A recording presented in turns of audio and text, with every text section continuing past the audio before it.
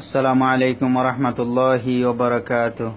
বিসমিল্লাহির রহমানির রহিম। আলহামদুলিল্লাহি রাব্বিল আলামিন ওয়াল আকিবাতু লিল মুত্তাকিন ওয়াস সালাতু ওয়াস সালামু আলা সাইয়্যিদিল আমবিয়া ওয়াল মুরসালিন ওয়া আলা আলিহি ওয়া আসহাবিহি আজমাইন, আম্মা বা'দ। আজকে আমাদের ক্লাস নং হচ্ছে 41 নং ক্লাস। আজকে আমাদের সূরা থাকছে হচ্ছে সূরা কাউসার। এই সূরাটা মোটামুটি আমরা সবাই জানি এবং এই সূরা কাউসার জিনিসটা কি সেটাও আমরা অবগত রয়েছি। কাউসার যেটা হাউজে কাউসার নামে পরিচিত, যেটা আমরা জানি রাসূলুল্লাহ সাল্লাল্লাহু আলাইহি ওয়াসাল্লাম কিয়ামতের দিন তার উম্মতদেরকে পান করাবেন এবং এই কাউসার সবার ভাগ্যে কিন্তু এই কাউসারটা পানিটা জুটবে না, শুধুমাত্র তাদের ভাগ্যে জুটবে যারা শিরিক মুক্ত রয়েছেন এবং যারা সুন্নতের উপর কায়েম রয়েছেন। যারা বিদআত করবেন, যারা সুন্নতকে সুন্নত জেনেও প্রত্যাখ্যান করবেন, তাদের ভাগ্যে কিন্তু এই কাউসারের পানি জুটবেন না ইনশাআল্লাহ।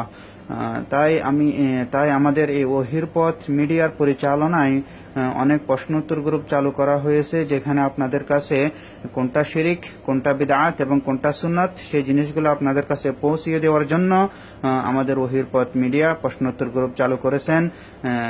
আগে থেকেই প্রশ্নোত্তর গ্রুপ চালু ছিল এবং নতুনভাবে আরো একটা প্রশ্নোত্তর গ্রুপ চালু হয়েছে আমাদের আসুন তাওহীদ শিখি। সেটাও আপনারা এখান থেকে ভালোভাবে আল্লাহ সুবহানাহু ওয়া তাআলার একত্ব জেনে নিতে পারেন এবং আপনারা ভালোভাবে জানতে পারেন কোনটা তাওহীদ, কোনটা শিরিক, কোনটা বিদআত। এই বিষয়গুলো জানার জন্য আমাদের ওহির পথ মিডিয়ার প্রশ্নোত্তর গ্রুপগুলো আপনারা ভালোভাবে অ্যাড হয়ে ওখান থেকে প্রশ্ন করে বিষয়গুলো জেনে নিতে পারেন।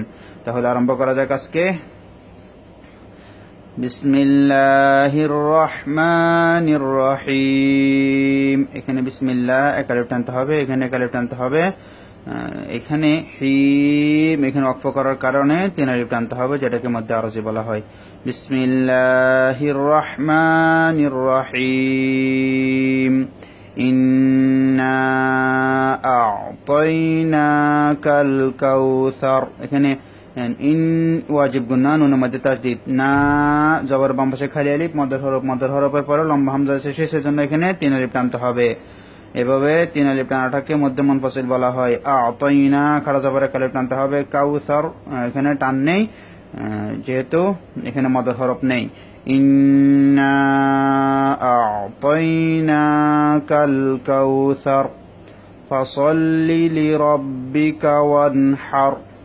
ফাসল্লি সৎ মোটা হবে, ফাসল্লি লি লাম দুইবার উচ্চারণ হবে, সল্লি ফাসল্লি তারপর এই লি উচ্চারণ হবে, ফাসল্লি লিরাব্বিকা ওয়ানহার। এখানে ওয়াও গিয়ে নুনকে ধরেছে, এখানে সূরাটা সহজ রয়েছে আসলে। ফাসল্লি লিরাব্বিকা ওয়ানহার ইন্না শানিআকা হুয়াল আবতার। ইন গুন্না হবে ওয়াজিব গুন্না, শাহ একালিফ টান হবে, নিআ হামজা একটু ধাক্কা হবে, তবে ইয়া যেন উচ্চারণ না হয়, শানিয়া যেন না হয়, শানিআ এভাবে। কাহুয়াল আবে বা কলকলা হবে, আবে তার র মোটা হবে। ইন্না শানিআকা হুয়াল আবতার। আমি আরেকবার বলে দিচ্ছি। বিসমিল্লাহির রহমানির রহিম। ইন্না আ'তাইনাকাল কাউসার ফাসাল্লি লিরাব্বিকা ওয়ানহার ইন্না শানিআকা হুয়াল আবতার।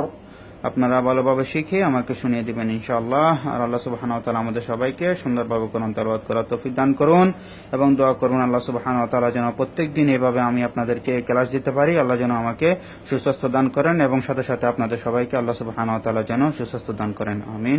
আসসালামু আলাইকুম ওয়া রাহমাতুল্লাহ।